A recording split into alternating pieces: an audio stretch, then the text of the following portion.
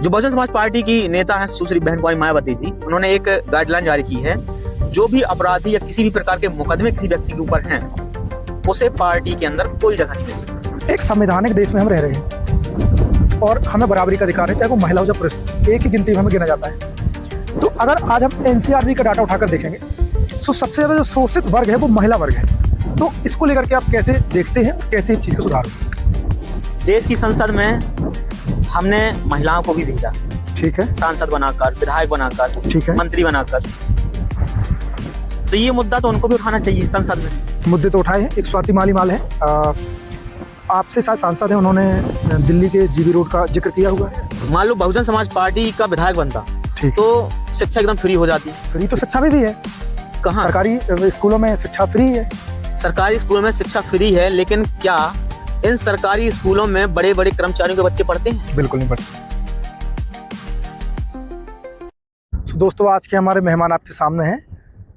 मैं उनसे ही उनका परिचय करवाता हूँ। सो स्वागत है आपका हमारे पॉडकास्ट में। सबसे पहले आप अपना परिचय दीजिए। मेरा नाम शिवम प्रताप वर्मा है और मैं मध्य प्रदेश के पन्ना जिले का निवासी हूँ। गुनौर क्षेत्र जो आता है, गुनौर विधानसभा मेरी विधानसभा लगती है। मतलब यहाँ जो गुनौर के निवासी होते हैं उनकी विधानसभा गुनौर ही आती है। और सामाजिक कार्यों में मैं रुचि रखता हूँ, क्योंकि बचपन से जो चीज़ें मैंने देखी, लोगों की मदद करना, उनकी हेल्प करना, ये चीज़ें मुझे अच्छी लगती हैं। तो इस क्षेत्र में भी इंटरेस्टिंग समाज सेवा के लिए मेरी ज़्यादा रुचि थी। अच्छा, चलिए, मेरे कुछ क्वेश्चन हैं जो राजनीतिक और सामाजिक कार्यों से जुड़े हुए हैं। हम एक एक पॉइंट्स को लेकर के बात करेंगे जी। तो जो सबसे पहले मेरा क्वेश्चन है, आपने बताया कि सामाजिक कार्यों में रुचि रखते हैं और राजनीतिक क्षेत्र में भी रुचि रखते हैं। तो सबसे पहला जो आपसे मेरा क्वेश्चन है वो यही है, आपको सामाजिक और राजनीतिक क्षेत्र में आने की प्रेरणा कहाँ से मिली? सामाजिक और राजनीतिक दोनों चीज़ों में थोड़ा सा डिफरेंस हो जाता है। ठीक है। सामाजिक चीज़ों की बातें जो आती हैं, ये हमने बहुजन समाज में जन्मे जो महापुरुष हैं उनकी जीवनियों को पढ़ करके सीखा है, देखा है। जैसे मैं नाम बताना चाहूँगा, महात्मा ज्योतिबा फूले, जिन्होंने सबसे पहले इस देश में शिक्षा को जन जन तक पहुँचाया। आज़ादी के पहले जब किसी भी वर्ग को पढ़ने लिखने का अधिकार नहीं था, खासकर दलित, ओबीसी, SC ST के लोगों को, तो इन्होंने और इनकी पत्नी ने मिलकर, सावित्रीबाई फूले, दोनों ने मिल करके समाज में शिक्षा का प्रचार प्रसार किया। तो समाज में ये जो व्यवस्था है जो चली आ रही थी, जी, उनसे लड़ने का काम उन्होंने किया। जैसे सबको शिक्षा, समान अधिकार, बोलने की आज़ादी, ये सारी चीज़ें हमने वहाँ से सीखी। अब जैसा आपने कहा कि राजनीतिक की बात आती है, तो राजनीतिक चीज़ें हमने, हमारी देश की सर्वोच्च नेता कही जाती हैं दलित समाज की, लेकिन वो सर्व समाज की नेता हैं, क्योंकि उत्तर प्रदेश में उन्होंने 4 बार सरकार बनाई और वो करिश्मा करके दिखाया जो कोई अन्य नेता नहीं कर पाया, चाहे वो किसी भी दल के रहे हों। इसलिए मेरी राजनीतिक जो रुचि है उनको देख करके बढ़ती है, मतलब उनसे मुझे प्रेरणा मिलती है। माननीय बहन कुमारी मायावती जी, जो बहुजन समाज पार्टी की राष्ट्रीय अध्यक्ष हैं और उत्तर प्रदेश की 4 बार मुख्यमंत्री हैं, और हम सबके मान सम्मान स्वाभिमान की प्रेरणादायक है। तो मुझे राजनीतिक प्रेरणा उन्हीं से मिली। चलिए, ठीक है। मेरा आपसे जो दूसरा क्वेश्चन है वो रहेगा, जो आपके जीवन में सबसे बड़ा टर्निंग पॉइंट क्या रहा जिसकी वजह से आपने सामाजिक कार्य में आने का सोचा? ऐसा मतलब क्या हुआ आपकी ज़िंदगी में कि मतलब आपने और अपनी चीज़ों को छोड़ करके आप यहाँ पर आए? जब मैं छोटा था, मुझे याद है, जब मैं कक्षा 8 में पढ़ा करता था जी, तब हम अमानगंज में रहते थे। पापा जी वहीं पर थे और सभी लोग, पूरी फैमिली, मेरी माता पिता, भाई बहन, सभी अमानगंज में रहते थे। तो वहाँ जहाँ पर हम कमरा लेके रह रहे थे, किराए से रहते थे वहाँ पे, क्योंकि पापा जी जॉब करते थे। तो जहाँ हम कमरा लेके रहते थे वहाँ पास में एक नल था, पानी का नल, वहाँ से पानी भरने जाना पड़ता था हमेशा। अच्छा। तो एक दिन क्या होता है मेरे साथ कि मैं वहाँ पे जब पानी लेने जाता हूँ तो वहाँ एक महिला पहले से उपस्थित होती है, और वो जो बाउंड्री बनी रहती है ना नल की, ठीक है, गोल गोल करके, जी, तो उस नल में मैं चढ़ गया। तब वो महिला पहले से पानी भर रही थी, वो कहती है तुम नल के नीचे उतर जाओ, तुम्हारा छुआ हुआ पानी नहीं लेना पड़ता। अच्छा।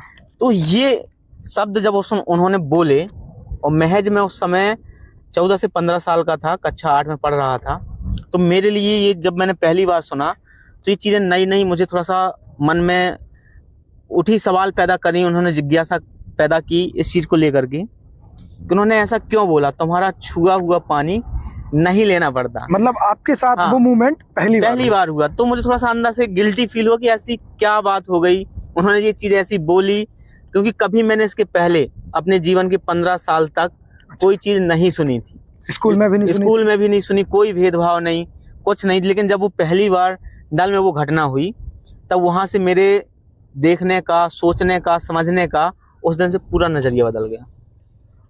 तब वहाँ से मैंने प्रण लिया कि ये जो चीज़, इसके बीच में एक घटना होने के बाद मैं अपने घर में गया, फिर मैंने अपने यही चीज़ें घर में माता पिता से पूछा कि ऐसी ऐसी कुछ चीज़ें हो गई हैं मेरे साथ। वो आंटी ऐसा बोल रही थी मेरे को कि आपका छुआ हुआ पानी नहीं लेना पड़ता है, तो वो ऐसा क्यों बोल रही थी।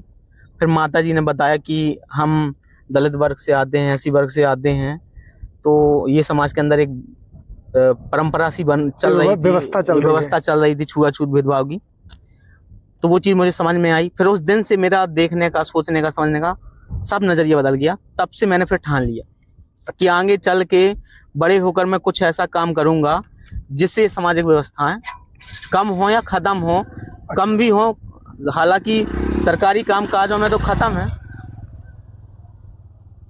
सरकारी काम काजों में तो ख़त्म है, लेकिन ज़मीनी स्तर पे आज भी है, तो और ख़त्म हो अच्छे से। मैंने तब से प्रण लिया वहाँ से। चलिए, बहुत अच्छी बात है और बहुत अच्छा लगा आपकी बात सुन करके। बचपन में ही आपने ये प्रण लिया और आज उस बचपन के सपने को लेकर के आज आप काम कर रहे हैं।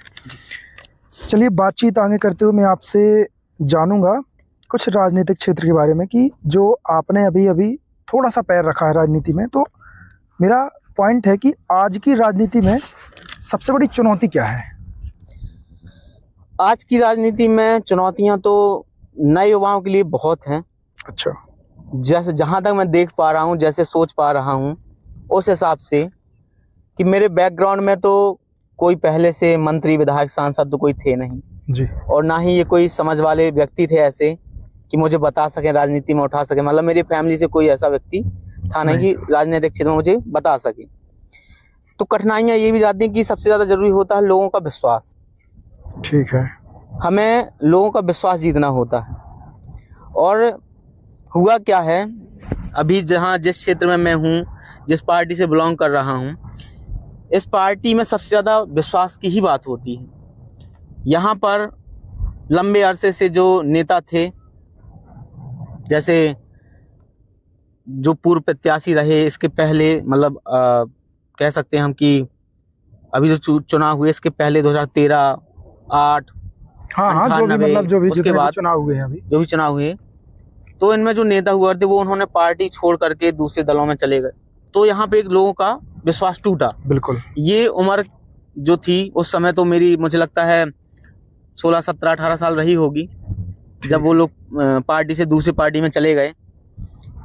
जनता जानती है मैं किन की बात कर रहा हूँ, जो पार्टी छोड़ के गए हैं।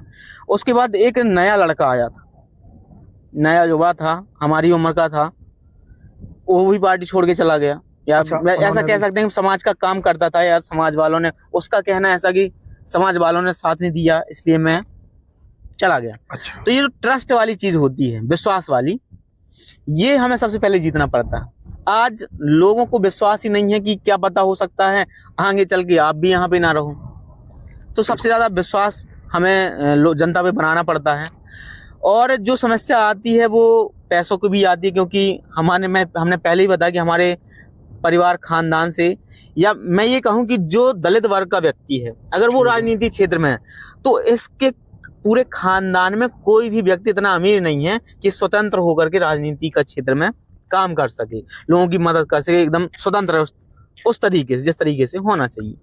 तो सबसे ज्यादा पैसों की और भरोसे की ये बहुत दिक्कत आती है। मतलब इन चुनौतियों का सामना करना पड़ता है। बिल्कुल करना पड़ता है। चलिए, जो मेरा आगे का क्वेश्चन है, अब जैसे आपने कहा कि राजनीतिक क्षेत्र में अभी मैं आया हूँ और चीज़ों को देख रहा हूँ, सीख रहा हूँ।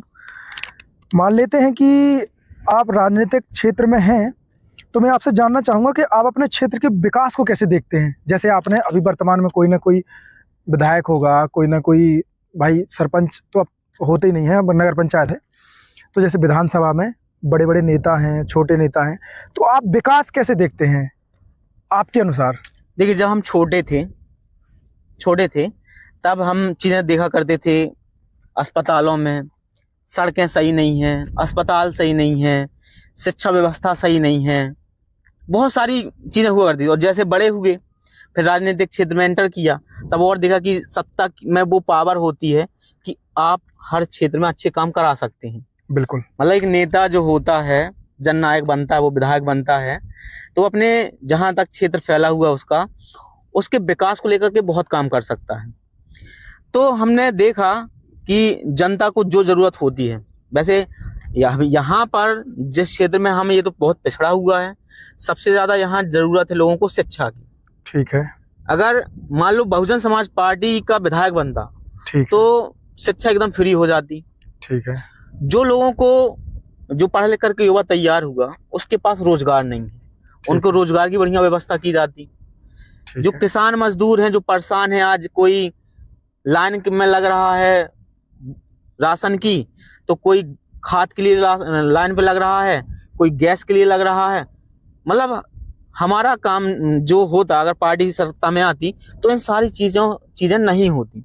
जैसे आपने कहा अभी, हाँ। थोड़ा सा बीच में बोलना चाहूँगा, जैसे आपने कहा कि वर्तमान में गैस में, ये तो एक देश के लेवल की बात है ना, ये भाई इंटरनेशनल वॉर हो रहा है, तो ये तो समस्याएं रहेंगी और हमें सबको एकजुट करके इनका मुकाबला करना पड़ेगा। तो और जैसे आपने शिक्षा व्यवस्था की बात की, तो फ्री तो शिक्षा भी है, कहाँ सरकारी स्कूलों में शिक्षा फ्री है।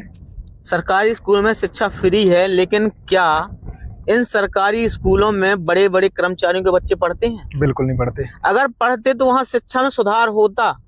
ठीक है। वहाँ जो कर्मचारी पढ़ाने जाते हैं वो अच्छे से ध्यान देते, क्योंकि वहाँ कलेक्टर का भी लड़का पढ़ रहा है। हालांकि अभी वर्तमान मुद्दे में नेपाल में देखा होगा, अच्छा। जो बालन जी हैं, वहाँ के राष्ट्रपति, बालन साहब बने हैं, उन्होंने ये नियम लागू कर दिया। ठीक है। कि सरकारी स्कूलों में ही शिक्षा ग्रहण करनी पड़ेगी, चाहे वो किसी भी अधिकारी या मंत्री सांसद का लड़का, कोई भी हो, या फिर कोई सबको पढ़ना पड़ेगा। बिल्कुल। तो ये चीज कर सकते थे हम। और मतलब हम देखते भी यही है कि आज दिनांक तक हमने भी गुनौर में शिक्षा ग्रहण की है। कॉलेज जाते थे, कॉलेज लगता नहीं था, क्लास में मैडम आते थे, बैठे रहते थे, कुछ काम वैसा होता नहीं था।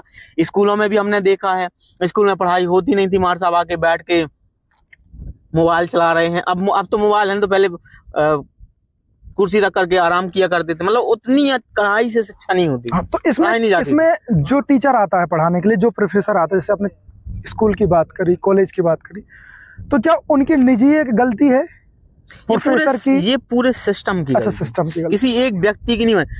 अगर प्रशासन ऊपर से कड़ा है, ठीक है, अगर वो चाहता है कि हर चीज बढ़िया सुव्यवस्थित तरीके से हो, तो करी जा सकती है, और ये करके भी दिखाया है। उत्तर प्रदेश में देख लीजिए, बहन जी की सरकार रही, तब वहां पर जो शिक्षा व्यवस्था थी, उसका कंपेयर आप अन्य सरकारों से करके देख लीजिए, आपको रिजल्ट मिल जाएगा। तो हम विकास को इसी तरीके से देखते हैं। मतलब हमारा उद्देश्य है कि हम जब सत्ता पे आएंगे तो जनता को बताएंगे कि विकास क्या चीज कहलाती है। मतलब जनता को किसी भी प्रकार से परेशान ना होना पड़े, ये विकास होगा। जैसे आपने कहा कि ये सारी चीजें, आपने मैनिफेस्टो बताया अपनी पार्टी का कि हम आएंगे तो ये करेंगे, तो ये जो वादे हैं ये अन्य पार्टियां भी कर चुकी हैं पहले। वो वादे करती हैं, आपने देखा नहीं। मैं फिर वही बात दोहराऊंगा कि आपको 4 बार का शासनकाल उत्तर प्रदेश का देखना चाहिए। बहन कुमारी मायावती जी जब सीएम थी, बिल्कुल, ना उनके शासनकाल में दंगे होते थे, ना उनके शासनकाल में कोई गुंडा मवाली एक्टिव था, सबको जेल में बंद करवा दिया। कोई ऐसे काम जो जनता के हित के लिए, उन्होंने ना किसी जाति धर्म पे बात करी, ना उन्होंने किसी जाति धर्म को बढ़ने दिया।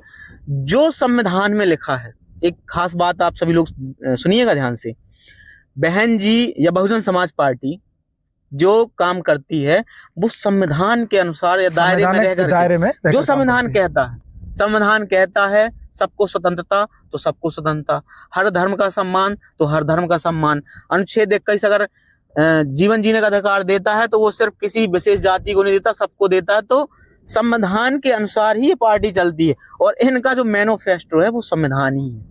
जो संविधान में है वो इन्हें जमीन पे लागू करना। अभी जो वर्तमान में पार्टियां हैं ये कह करके सत्ता में आई हैं कि संविधान खत्म होने वाला है, इसलिए इनको बचाओ। बहुजन समाज पार्टी तो खत्म हो रही है, उसको वोट ना दो। तो जिस वजह से यहाँ की जनता ने गुमराह हो करके और कांग्रेस को वोट किया, हाँ, अन्य लोगों को हाँ, सपोर्ट किया। लेकिन अब उनको भी समझ में आ गया कि ये लड़ाई संविधान की नहीं थी। संविधान कांग्रेस और भाजपा वाले तो मानते ही नहीं है अच्छे से। सही बात है। अच्छे से भले मानते होंगे, ये विरोध भी करते हैं, उसी संविधान की बदौलत करते हैं।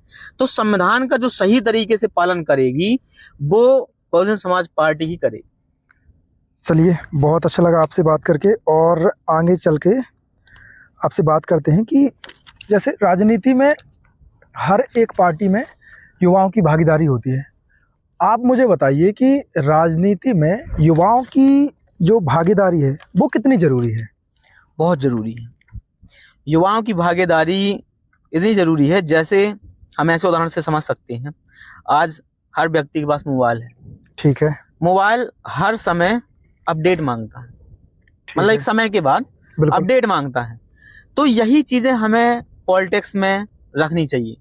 भाई, अपडेट करते रहना चाहिए खुद को।